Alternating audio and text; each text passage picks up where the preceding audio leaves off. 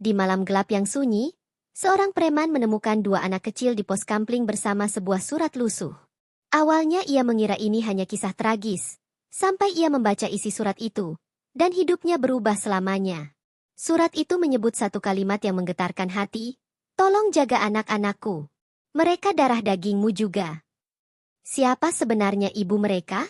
Kenapa nama Bara ada dalam surat itu? Dan apa kaitannya dengan warisan bernilai miliaran yang kini membuat nyawa dua anak ini terancam? Bara harus memilih, kabur atau bertarung melawan sindikat kejam demi melindungi mereka. Apakah janji Bara akan bertahan sampai napas terakhirnya? Lampu jalanan redup, hanya satu dua yang masih menyala, membuat suasana kampung malam itu terasa semakin sunyi. Di pos kampling yang terbuat dari papan kayu, seorang pria bertubuh kekar duduk bersandar dengan tatapan kosong. Namanya Bara, preman yang terkenal keras dan tak kenal takut. Rokok kretek menyala di tangannya. Asapnya membentuk kabut tipis di udara dingin malam itu. Bara memejamkan mata sejenak, membiarkan pikirannya mengembara, memikirkan hidupnya yang penuh luka dan dosa. Ia merasa dunia ini seolah tak memberi kesempatan untuk berubah. Seakan jalan yang ia pilih sudah memenjarakannya selamanya. Tiba-tiba, keheningan itu pecah oleh suara samar, seperti tangisan kecil yang terbawa angin. Bara membuka matanya perlahan, mengira itu suara kucing lapar. Namun, suara itu terus berulang, kali ini terdengar lebih jelas. Suara itu bukan milik hewan, melainkan suara tangisan manusia. Bara berdiri dengan dahi berkerut, matanya menyapu gelapnya jalanan, mencari sumber suara yang mengganggu pikirannya. Langkahnya beratapi pasti, menghampiri sisi pos kampling yang remang-remang, berusaha menemukan jawaban dari rasa penasarannya. Beberapa langkah kemudian, matanya menangkap sesuatu di bawah tiang listrik tak jauh dari pos. Sebuah keranjang anyaman tua, tertutup kain lusuh, tergeletak begitu saja. Bara menelan ludah. Ia mendekat, hatinya berdebar tak wajar, entah mengapa. Saat kain itu terangkat, ia tertegun. Di dalam keranjang itu ada bayi merah, tubuhnya mungil menggigil, bibirnya kebiruan karena udara malam yang menusuk tulang. Bara mundur satu langkah, tidak percaya dengan apa yang dilihatnya. Ia menoleh kanan kiri, mencari siapapun yang mungkin meninggalkannya, tapi jalanan tetap sunyi. Ketika ia hendak menutup kembali kain itu, tangannya terhenti. Ada gerakan kecil di sisi keranjang, tepat di bawah lampu yang meredup. Bara terperanjat ketika matanya melihat seorang anak perempuan berusia sekitar 5 tahun duduk meringkuk di tanah. Matanya sembab, pipinya basah oleh air mata. Anak itu memeluk lututnya, tubuhnya gemetar ketakutan, tapi tatapannya penuh keberanian menatap Bara. Bara terdiam, tak tahu harus bicara apa. Anak itu tampak seperti kakak dari bayi yang sedang menangis di dalam keranjang. Bara menghela napas panjang, mencoba menguasai diri. "Hei, kamu, sini," ucapnya pelan. Suaranya berusaha terdengar lembut, meski wajahnya yang keras membuat anak itu ragu. Perlahan, anak kecil itu mendekat, masih memeluk dirinya sendiri. Bara jongkok, menyentuh pundaknya, merasakan tubuh mungil itu bergetar hebat. "Siapa yang ninggalin kamu di sini?" tanyanya lagi. Anak itu tak menjawab, hanya menunjuk ke arah keranjang, lalu kembali menunduk. Bara menatap bayi yang terus menangis. Hatinya seperti diremas, ada rasa iba yang belum pernah ia rasakan sebelumnya. Dengan ragu, Bara mengangkat keranjang itu dan meletakkannya di pos kampling. Ia duduk, mencoba menenangkan bayi itu dengan menggoyangkan pelan keranjang tersebut. Anak kecil itu ikut duduk di sampingnya, menatap Bara dengan mata penuh harap dan ketakutan. Bara merasa dadanya sesak. Ia bukan orang baik, ia tahu itu. Tapi meninggalkan mereka begitu saja? Tidak, hatinya tak sanggup. Ia merogoh sakunya, mengambil uang seadanya, lalu berencana membelikan susu atau makanan dari warung terdekat. Saat hendak berdiri, matanya menangkap sesuatu yang terselip di antara lipatan kain bayi. Sebuah amplop lusuh, terlipat rapi seolah diselipkan dengan sengaja. Bara mengambilnya dengan tangan gemetar. Amplop itu tak berisi uang, hanya selembar kertas dengan tulisan tangan yang samar. Ia menatap surat itu lama, sebelum akhirnya membuka lipatan kertas yang mengeluarkan aroma kertas lembab. Jantungnya berdetak kencang, rasa penasaran menguasai pikirannya. Ketika huruf-huruf pertama terbaca, mata Bara membesar. Kalimat pertama membuat darahnya seolah berhenti mengalir. Jika kau membaca ini, berarti rahasia besar keluarga kita sudah terbongkar. Jangan serahkan anak ini ke polisi. Bara membeku. Kata-kata itu menghantam kesadarannya seperti palu godam. Ia membaca ulang, memastikan bahwa matanya tidak salah menangkap isi pesan. Siapa yang menulis ini? Dan mengapa harus dia yang menemukannya? Dadanya berdegup hebat. Rasa takut dan amarah bercampur menjadi satu. Ia belum sempat melanjutkan membaca ketika anak kecil itu menarik ujung bajunya. Om, suara anak itu lirih, nyaris tak terdengar, tapi cukup untuk menggetarkan hati Bara. Ia menatap mata anak itu, mata yang menyimpan ketakutan sekaligus harapan. Bara menelan ludah, menyadari malam ini bukan malam biasa. Hidupnya akan berubah selamanya. Karena dua anak yang tak bersalah ini datang membawa misteri dan takdir yang tak pernah ia bayangkan sebelumnya. Bara duduk terpaku di pos kampling, surat lusuh itu masih tergenggam erat di tangannya. Matanya beralih pada dua sosok kecil di depannya. Bayi yang terlelap setelah tangis panjang dan anak perempuan yang duduk dengan wajah pucat. Bara menarik napas panjang, mencoba mengatur pikirannya yang kacau. "Hei, kamu lapar nggak?" tanyanya pelan, mencoba mencairkan suasana. Anak itu hanya menunduk, memeluk lututnya semakin erat. Tak ada jawaban, hanya suara napas kecil yang terdengar lirih. Bara menggaruk kepala. Ia bukan tipe orang yang terbiasa menghadapi anak-anak, apalagi dalam kondisi seperti ini. Ia berdiri, berjalan sebentar ke warung kecil di ujung gang, membeli sebungkus roti dan air mineral. Ketika kembali, anak itu masih di posisi semula, seolah tidak mempercayai siapapun di dunia ini. Bara duduk di depannya, membuka roti perlahan. "Ini buat kamu. Makan dulu, ya?" Ia menyodorkannya dengan hati-hati, berusaha agar anak itu merasa aman. Perlahan, anak itu menoleh, tatapannya penuh ragu. Bara tersenyum kecil, senyum yang jarang ia berikan kepada siapapun. Setelah beberapa detik, anak itu akhirnya mengambil roti itu dengan tangan gemetar, lalu mulai menggigitnya perlahan. Bara merasa lega. Setidaknya rasa takut di mata anak itu sedikit mereda. Sambil memakan roti, anak kecil itu sesekali melirik bayi yang tidur di dalam keranjang. Bara memperhatikan gerakan kecil itu, hatinya berdesir. Anak ini tidak hanya lapar, tapi juga memikul beban yang terlalu besar untuk usianya. Setelah beberapa menit, Bara kembali membuka percakapan. "Namamu siapa?" tanyanya lembut. Anak itu berhenti mengunyah, menunduk sebentar, lalu menjawab lirih. "Alia."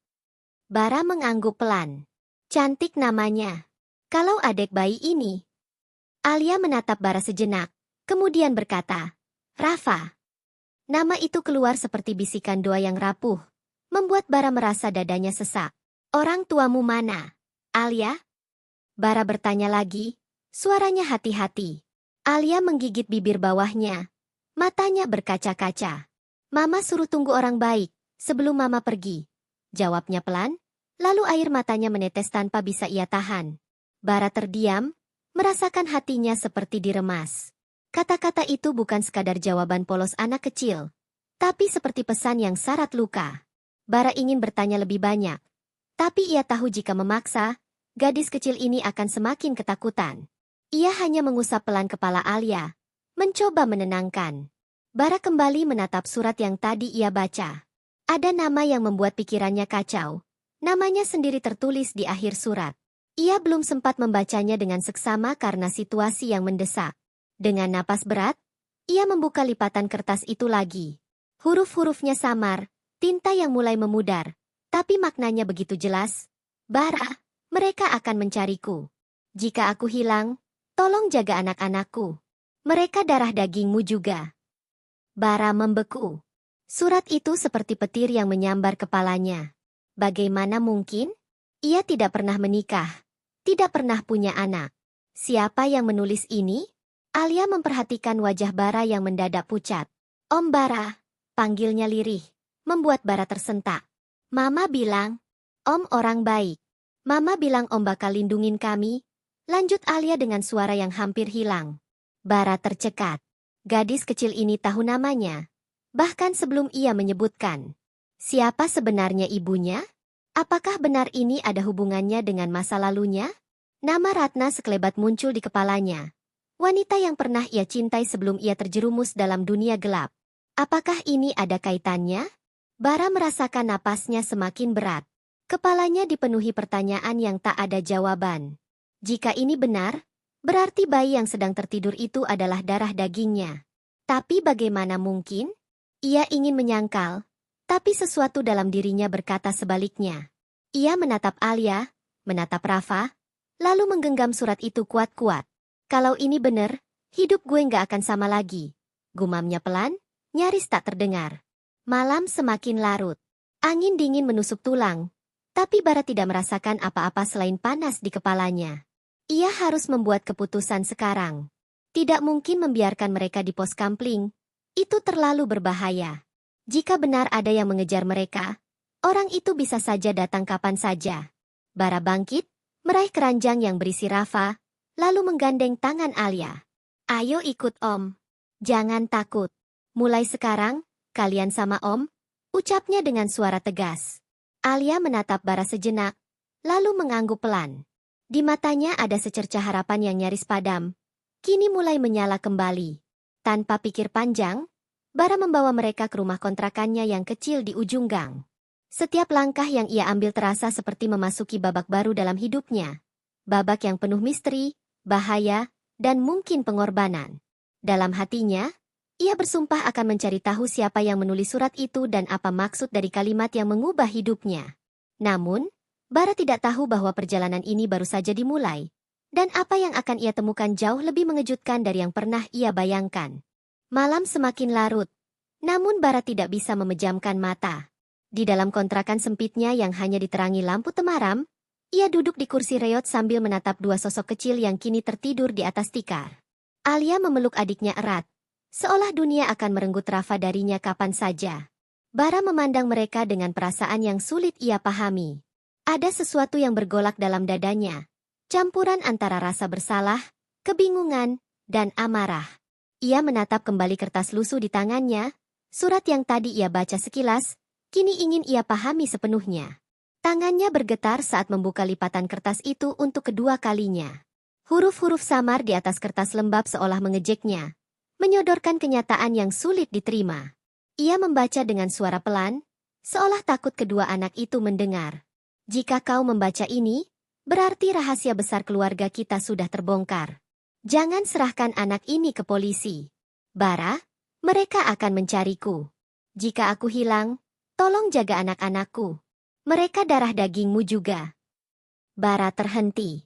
Kata-kata terakhir itu menghantam dadanya seperti palu besi. Darah dagingku? Tidak mungkin. Ia ingin merobek surat itu. Ingin percaya bahwa ini hanya permainan gila seseorang. Namun, logika tidak bisa mengalahkan ingatannya. Nama Ratna kembali terbayang di kepalanya. Wajah cantik wanita yang dulu pernah mengisi hatinya sebelum hidupnya berubah menjadi gelap. Ratna, satu-satunya wanita yang ia cintai dengan tulus, sebelum ia memilih dunia preman dan kekerasan. Bara menggigit bibir, mencoba mengingat. Apakah mungkin Alia adalah anak Ratna? Jika benar, berarti ia telah menelantarkan darah dagingnya sendiri selama ini. Bara meremas kertas itu sampai kusut. Dadanya sesak menahan emosi yang campur aduk. Ia bangkit, berjalan mondar-mandir di ruangan sempit itu. Napasnya memburu. Kepalanya dipenuhi pertanyaan yang tak ada jawabannya. Jika surat ini benar, kenapa Ratna tidak pernah mencarinya? Kenapa ia meninggalkan dua anak ini di pos kampling? Dan siapa mereka yang dimaksud akan mengejarnya? Bara meraih rokok, menyalakannya dengan tangan gemetar. Asap pekat memenuhi ruangan, tapi tidak mampu menenangkan pikirannya yang bergejolak. Ia menatap Alia dan Rafa, dua anak polos yang kini membawa badai ke dalam hidupnya. Tiba-tiba, suara lirih memecah lamunannya. Om Bara. Bara menoleh cepat. Alia duduk, mengusap matanya yang sembab. Kenapa belum tidur? Tanya Bara, berusaha menyembunyikan kegelisahannya. Alia menunduk, suaranya pelan. Om marah ya sama kami? Pertanyaan itu menusuk hati Bara lebih dalam daripada pisau manapun. Ia mendekat, jongkok di depan Alia, mengelus kepalanya. Om gak marah. Om cuma mikir. Kamu tenang aja. Mulai sekarang, kalian sama Om. Alia menatap Bara dengan mata berkaca-kaca, lalu memeluknya tiba-tiba. Pelukan kecil yang hangat, tapi membuat hati Bara bergetar hebat. Dalam pelukan itu, Bara bersumpah dalam hati. Apapun yang terjadi, ia tidak akan membiarkan siapapun menyentuh kedua anak ini. Tapi janji itu juga berarti satu hal. Hidupnya tidak akan pernah sama lagi. Ia harus keluar dari bayang-bayang masa lalunya, harus menghadapi bahaya yang bahkan ia belum tahu dari mana datangnya. Bara melepaskan pelukan Alia, menatap wajah mungil itu dengan lembut. Tidur lagi. Ya. Besok Om masakin yang enak, katanya, mencoba tersenyum. Alia mengangguk pelan, lalu kembali berbaring sambil memeluk Rafa erat. Setelah memastikan keduanya tidur, Bara kembali menatap surat itu. Di balik lipatan kertas, ada coretan kecil yang nyaris tak terlihat. Ia mendekatkan kertas itu ke cahaya lampu. Tulisan samar itu berbunyi, "Jangan percaya siapapun. Mereka sudah tahu tentang warisan. Selamatkan Alia dan Rafa. Hanya kamu yang bisa." Bara terdiam. Warisan? Apa maksudnya? Bara semakin yakin bahwa ini bukan sekadar masalah keluarga, melainkan sesuatu yang jauh lebih besar. Warisan itu berarti harta, dan jika ada yang menginginkannya, itu berarti nyawa dua anak ini dalam bahaya besar. Pikirannya semakin kacau. Ia teringat bisikan Alia tadi malam, "Mama suruh tunggu orang baik sebelum pergi." Kalimat itu kini terdengar seperti pesan perpisahan. Apakah Ratna masih hidup? Atau ia sudah? Bara menolak membayangkan kemungkinan terburuk. Ia menghela napas berat, menatap jendela yang tertutup tirai lusuh. Bayangan gelap di luar seakan mengintai. Bara tahu satu hal dengan pasti. Malam ini hanyalah permulaan dari badai besar yang akan datang. Ia mengepalkan tangan, menatap dua anak itu sekali lagi. "Gue janji, nggak ada yang bakal nyentuh kalian. Kalau perlu, nyawa gue jadi taruhannya." Gumam Bara pelan, namun penuh tekad. Dalam hatinya, ia tahu jalan di depan akan penuh darah, pengkhianatan, dan rahasia yang lebih kelam dari masa lalunya sendiri. Tapi Bara sudah memilih. Ini bukan lagi soal dirinya. Ini soal dua anak yang kini menjadi alasan ia untuk bertahan hidup. Pagi datang membawa cahaya lembut yang menembus celah jendela kontrakan Bara. Namun, ketenangan pagi itu tidak mampu meredam kekacauan di dalam kepalanya. Bara duduk di lantai, menatap dua anak kecil yang masih terlelap. Alia tidur memeluk adiknya, Rafa, dengan erat, seolah takut kehilangan satu-satunya hal yang tersisa di hidupnya. Bara menarik napas panjang, menatap mereka lama, lalu mengalihkan pandangan pada surat lusuh yang kini tergeletak di lantai. Kata-kata dalam surat itu terus terngiang di kepalanya, terutama kalimat yang membuatnya merasa seperti tersambar petir, "Mereka darah dagingmu juga." Ia tidak bisa menunggu lebih lama. Bara meraih ponsel tuanya yang sudah retak di bagian layar. Ia memutuskan menghubungi seseorang dari masa lalunya. Orang yang masih ia percaya meski hubungan mereka renggang bertahun-tahun. Nama Darto, sahabat lamanya, muncul di layar. Dulu mereka sama-sama berkecimpung di dunia gelap, tapi Darto memilih keluar lebih dulu, sementara Bara tetap tenggelam dalam lumpur kekerasan. Setelah nada tunggu yang terasa lama, suara berat Darto terdengar. "Halo, Bar? Tumben nelpon gue pagi-pagi." Bara menghela napas. Suaranya terdengar lebih tegas dari yang ia rasakan. "Gue butuh lo, Tar. Ada yang harus gue tanyain. Tentang Ratna." Hening sejenak di ujung telepon, sebelum Darto menjawab dengan suara pelan, "Lo baru inget dia sekarang?" Bara menahan emosinya. "Ini penting. Gue nggak bisa jelasin lewat telepon. Kita ketemu di warung kopi biasa. 1 jam lagi." Setelah memutuskan sambungan, Bara menoleh kedua anak itu. Ia tidak bisa meninggalkan mereka sendirian. Ia mengambil jaket lusuh, menggendong Rafa dan menggandeng Alia. "Ayo ikut Om, kita jalan sebentar," katanya lembut. Alia menurut tanpa banyak tanya. Tapi matanya tetap menyimpan rasa takut yang dalam. Di perjalanan menuju warung kopi, Bara merasa setiap langkahnya seperti menguak pintu menuju masa lalu yang telah lama ia kunci rapat-rapat.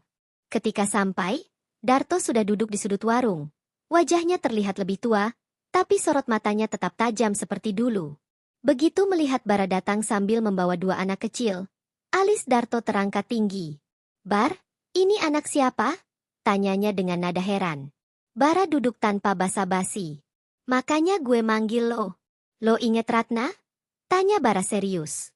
Darto mengangguk pelan, matanya menyipit. Siapa yang gak inget Ratna?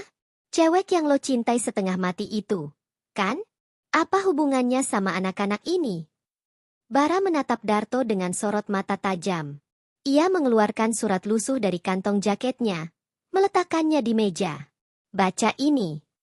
Darto mengambil surat itu, membacanya pelan. Wajahnya berubah serius ketika sampai pada kalimat terakhir. Ia menatap Bara lekat-lekat. Lo sadar nggak, Bar? Kalau ini beneran, berarti dua anak ini. Bara memotong, suaranya bergetar tapi tegas. Gue tahu, Tar. Gue tahu.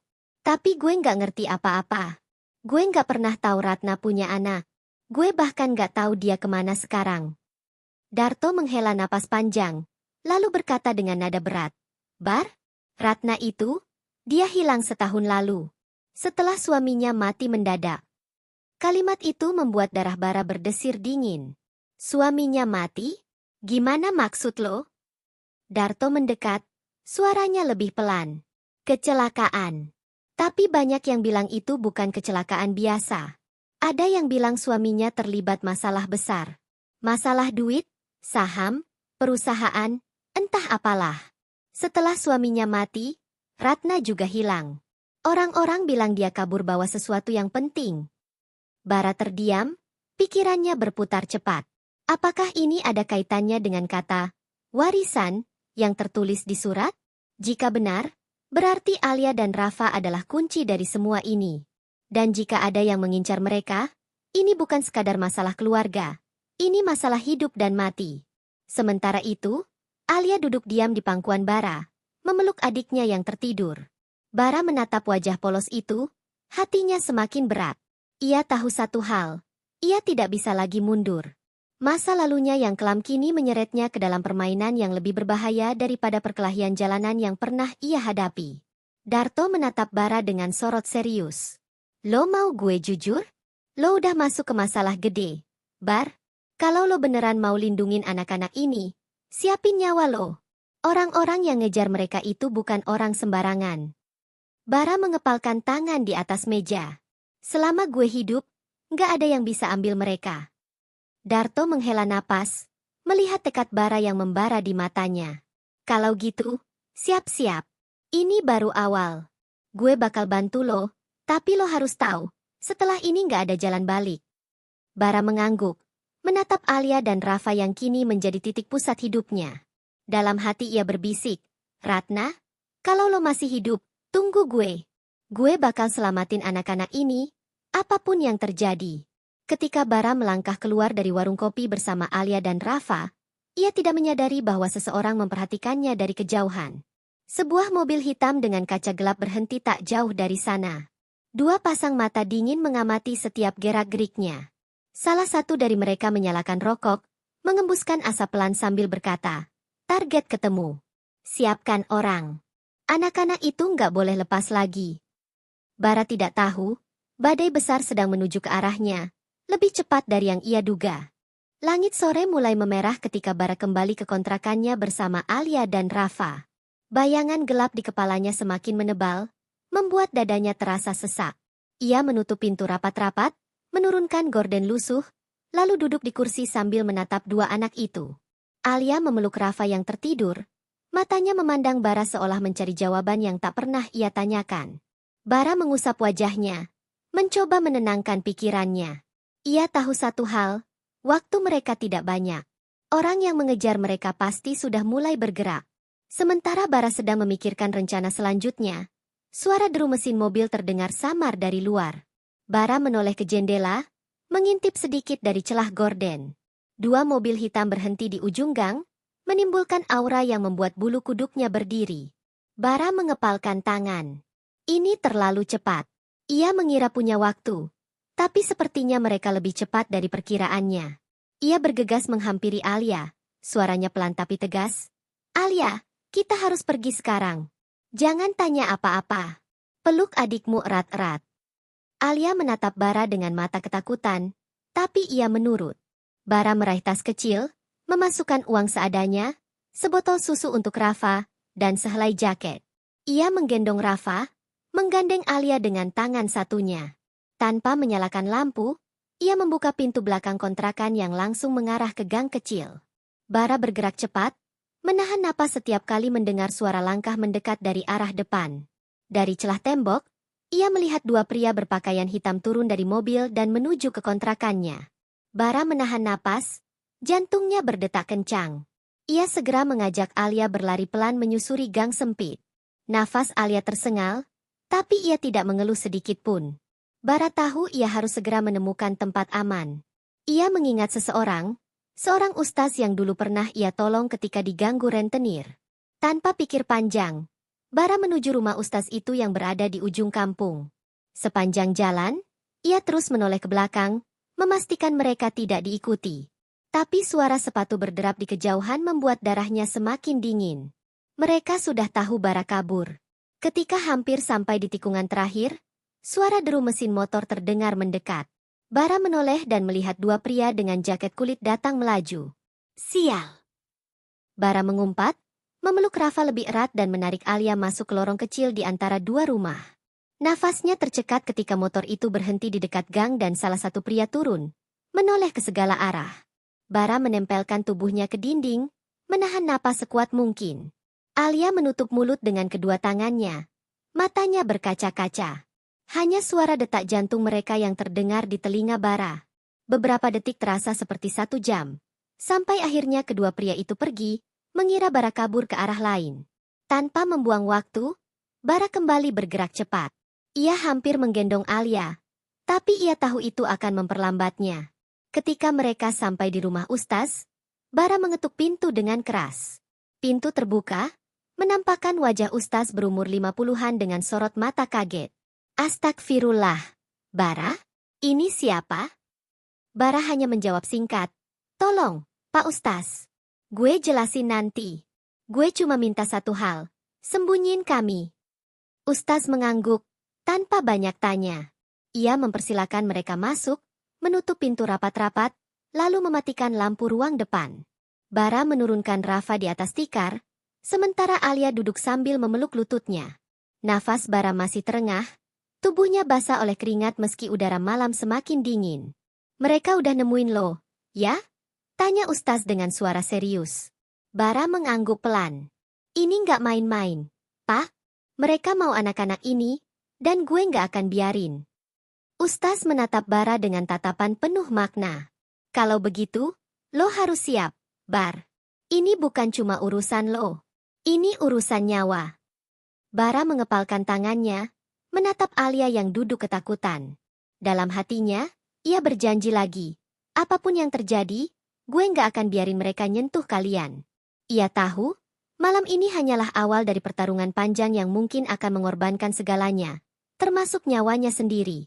Di luar sana, dua mobil hitam yang tadi mengejar kini berhenti di jalan utama. Salah satu pria keluar, menyalakan rokok sambil tersenyum tipis. Dia kabur. Tapi nggak jauh. Siapkan semua orang. Gue mau anak itu sebelum matahari terbit. Ucapnya dengan nada dingin. Bara tidak tahu, kejaran ini baru dimulai. Dan musuh yang ia hadapi bukan sekadar preman biasa. Mereka adalah bagian dari jaringan yang siap menghabisi siapapun yang menghalangi. Malam itu Bara tidak bisa tidur. Di rumah ustaz yang sederhana, ia duduk bersandar di dinding kayu sambil menatap dua anak kecil yang tertidur lelap di tikar usang. Alia memeluk Rafa dengan erat, seolah tubuh mungilnya bisa melindungi sang adik dari dunia yang kejam. Bara menghela napas panjang, kepalanya dipenuhi pertanyaan yang belum terjawab.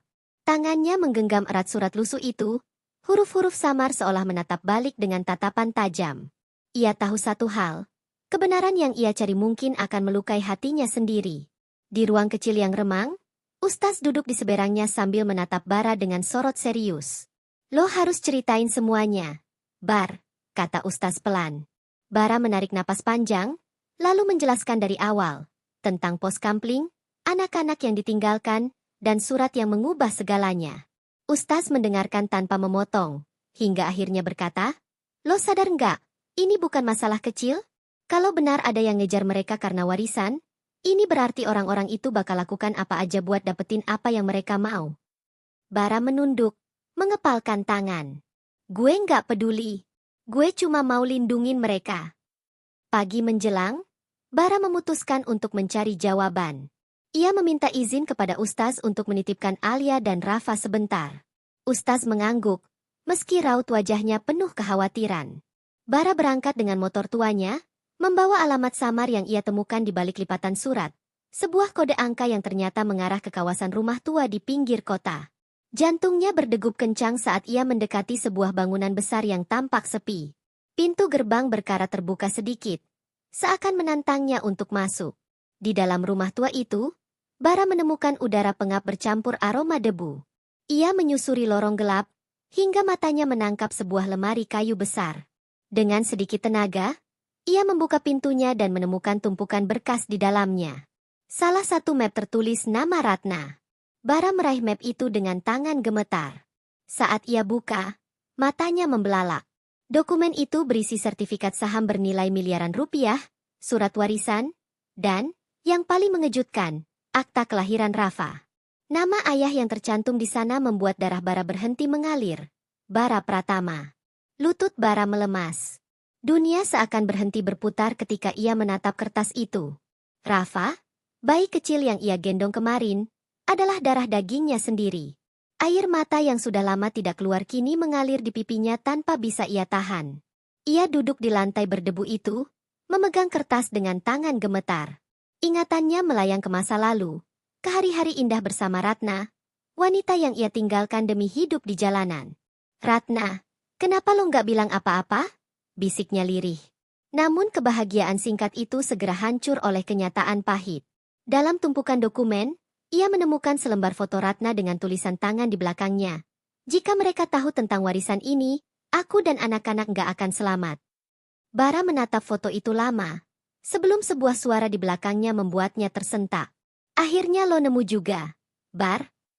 Bara menoleh, dan matanya bertemu dengan dua pria berbadan besar berdiri di ambang pintu, membawa senjata api yang diarahkan langsung padanya. Bara berdiri perlahan, kepalan tangannya mengepal hingga buku-buku jarinya memutih. Jadi ini kerjaan kalian? Tanyanya dengan suara dingin. Salah satu pria tersenyum sinis. Nggak perlu cari siapa dalangnya, Bar. Serahin anak itu, semua selesai. Lo masih bisa hidup. Bara menggeleng pelan, sorot matanya membara. Lo denger baik-baik. Selama gue masih bernafas, nggak ada satupun yang bakal sentuh mereka.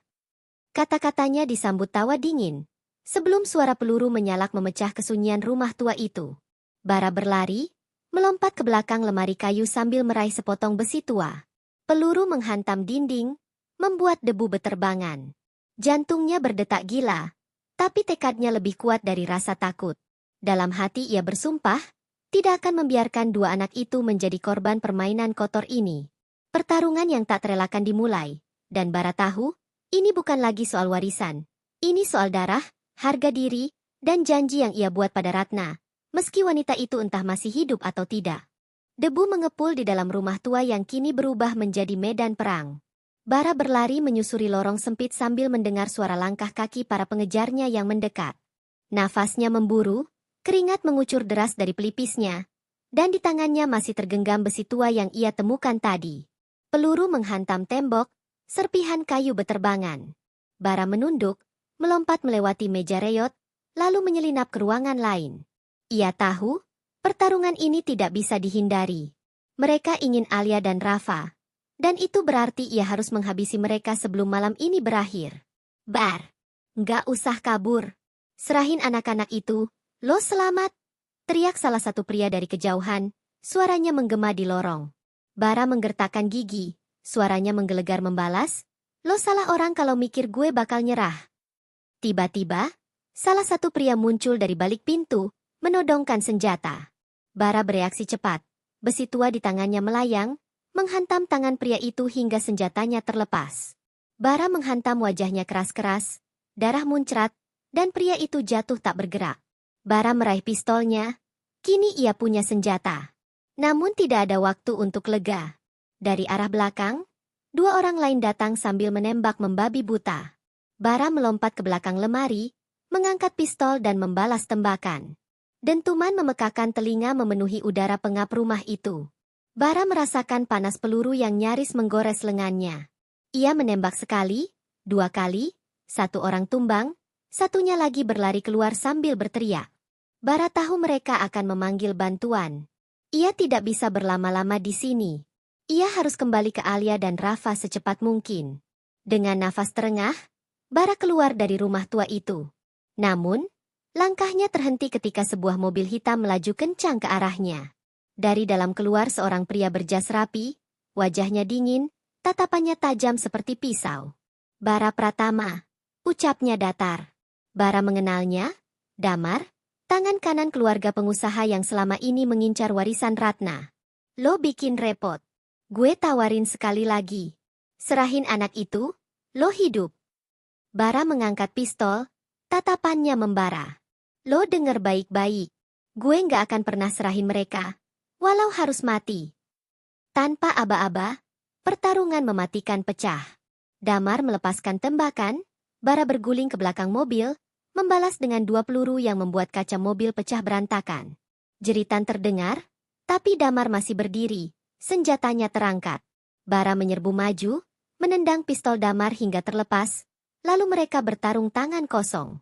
Pukulan demi pukulan menghantam, darah muncrat dari bibir Bara, tapi ia tidak peduli. Dalam kepalanya hanya ada wajah Alia dan Rafa. Setiap pukulannya bukan hanya untuk bertahan hidup, tapi untuk janji yang ia buat pada Ratna. Akhirnya, dengan teriakan penuh amarah, Bara menghantam rahang Damar keras-keras hingga pria itu terjengkang ke tanah tak sadarkan diri. Nafas Bara terengah, tubuhnya penuh luka dan darah. Tapi ia tidak bisa berhenti. Ia meraih pistol, memastikannya terkokang, lalu berjalan tertatih menuju motor tuanya yang ia sembunyikan di semak. Malam itu, Bara kembali ke rumah Ustaz dengan tubuh yang hampir roboh. Ketika pintu dibuka, Alia berlari memeluknya, wajahnya penuh air mata. Om Bara, Om kenapa? Bara tersenyum samar meski darah mengalir dari pelipisnya. Ia berlutut, memeluk Alia dan Rafa dengan kedua tangannya yang bergetar. Om janji, nggak ada yang bakal ambil kalian. Om janji. Air mata yang selama ini ia tahan akhirnya jatuh, membasahi rambut Alia. Bara tahu, hidupnya tidak akan pernah sama lagi. Ia bukan lagi preman yang hidup untuk dirinya sendiri. Kini, ia adalah seorang ayah yang siap melawan dunia demi melindungi 2 anak yang Tuhan titipkan padanya. Di luar sana, sirene polisi terdengar samar, diiringi berita heboh tentang perkelahian berdarah di rumah tua yang menyimpan rahasia besar sebuah keluarga. Bara duduk bersandar di dinding rumah Ustaz, menatap langit malam dengan mata sendu namun penuh tekad. Ratna, kalau lo masih hidup, gue janji bakal cari lo. Tapi kalau enggak, gue bakal besarin mereka dengan seluruh nyawa gue, bisiknya pelan. Malam itu, Bara menatap masa depan yang penuh bahaya. Tapi untuk pertama kalinya dalam hidupnya, ia punya alasan untuk bertarung sampai akhir. Di antara gelapnya malam dan kerasnya dunia jalanan, seorang preman bernama Bara menemukan 2 jiwa kecil yang terlantar di pos kampling, bersama sebuah surat yang mengoyak seluruh hidupnya. Dari sana, ia terseret ke dalam pusaran masa lalu yang berdarah, rahasia warisan bernilai miliaran, dan cinta yang tak pernah padam untuk Ratna, wanita yang pernah ia tinggalkan. Setiap langkah membawanya lebih dekat pada bahaya, hingga pertarungan berdarah tak terelakkan melawan mereka yang haus kekuasaan. Luka dan peluru tak mampu mematahkan tekadnya. Bara bukan lagi preman tanpa arah. Ia kini seorang ayah yang bertarung dengan seluruh jiwa dan raga. Demi janji yang ia ucapkan, melindungi Alia dan Rafa sampai napas terakhirnya.